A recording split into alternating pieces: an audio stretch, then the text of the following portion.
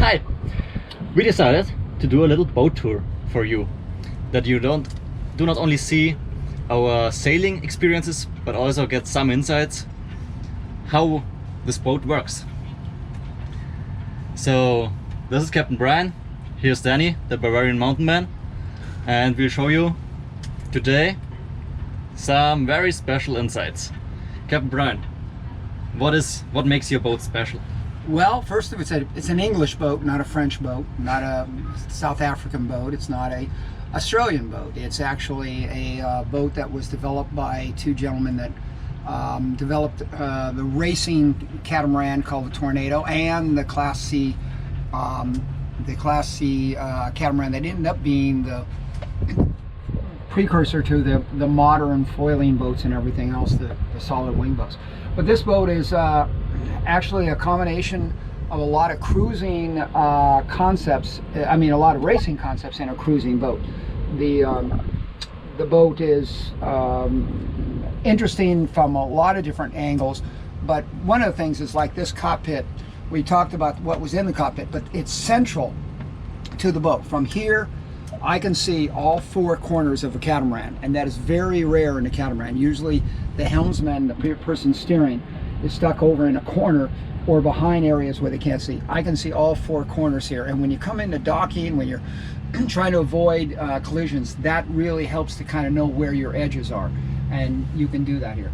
Obviously, one of the things that this Apache operates on is that it is the deepest part of this boat when the centerboards are up is 3 foot, and that's backed by the rudders, and they are protected by what's called a skeg, a solid piece of wood, and then the rudder is behind that. 3 foot for a 45-foot boat is very shallow, and it's really nice, especially the fact that that depth is all the way in the back, where if we wanted to pull up to a beach, we can almost pull up like we could in my old Hobie Cat.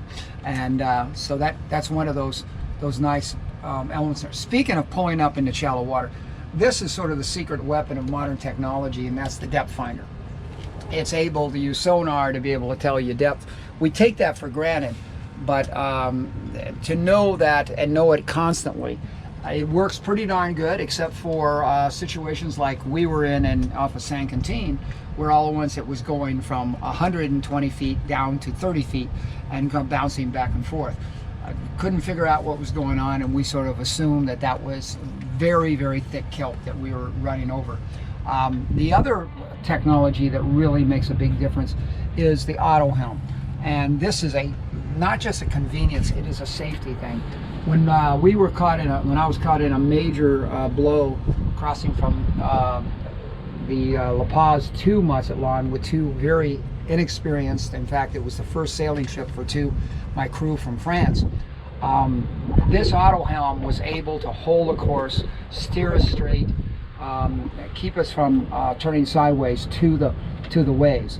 And through the whole storm, this auto helm was able to keep us steering straight. I literally sat here for 4.5 hours thinking it was not going to be able to do the job.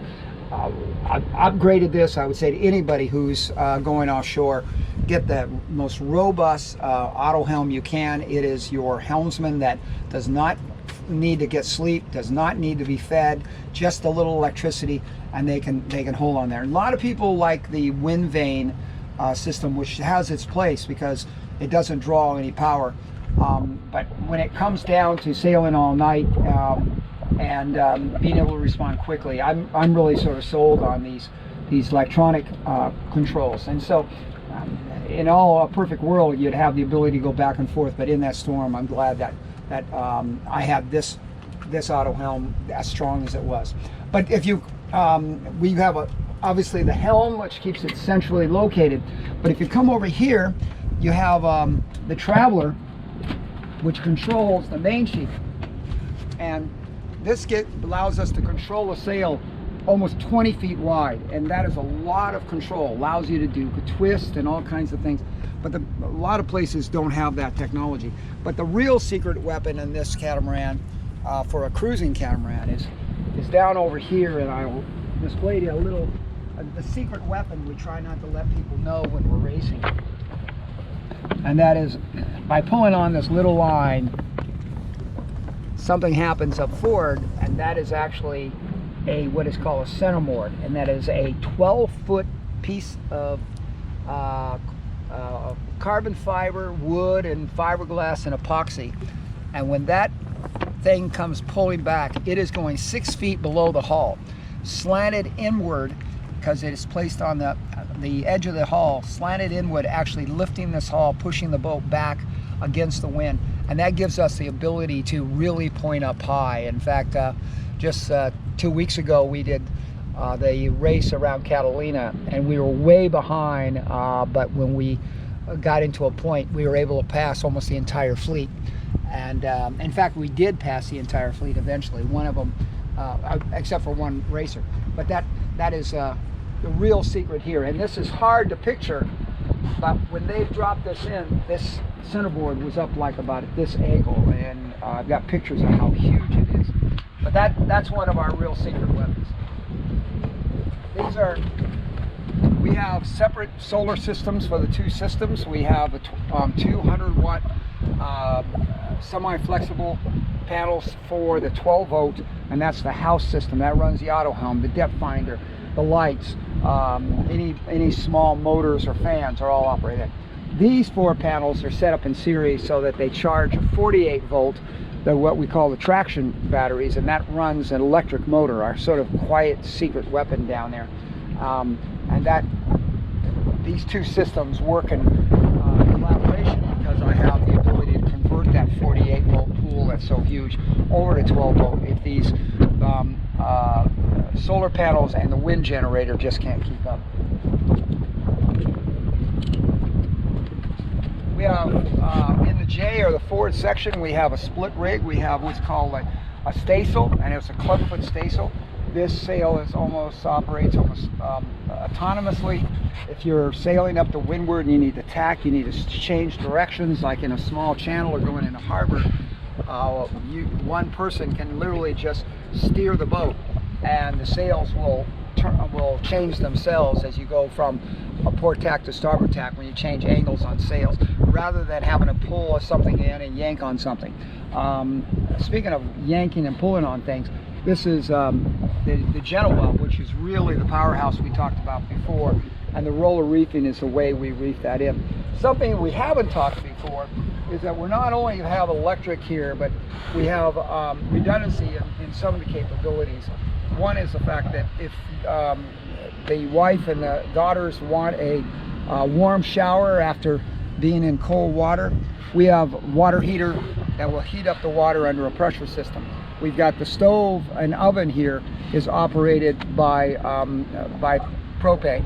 That's understandable. But we have refrigeration operated by propane. Great invention. A lot of people are goosey about that, but with the new technology, it's a really good application, very dependable. And so we keep those hiding in one of these latches. It has a self-drain on it, and the propane operates down there. And the opposite of here is we go down to the sails. So that basically is the work. I don't know if we brought up the dependable anchor. New technology, the spade anchor is, I wasn't a real fan for it because I thought the roll bar was an ugly thing. But that anchor works. It worked in Abriotis, where we were being hit by 30-knot winds or something close to it, and with a back swell, and that little anchor was able to hold us very well, and really hasn't let us down in any instance when we laid it right. There was one time I had too many blocks or shackles on, and it was able to twist itself down there by Puerto Escondido in the Sea of Cortez. Changed that, went back to a simple system, got rid of the swivel, and that system is working there. So that's basically the approach that we have here, and the system seems to be coming together, working with the addition of my son's work on the secret weapons, and I'll take you below and show you the way we change the entire operation.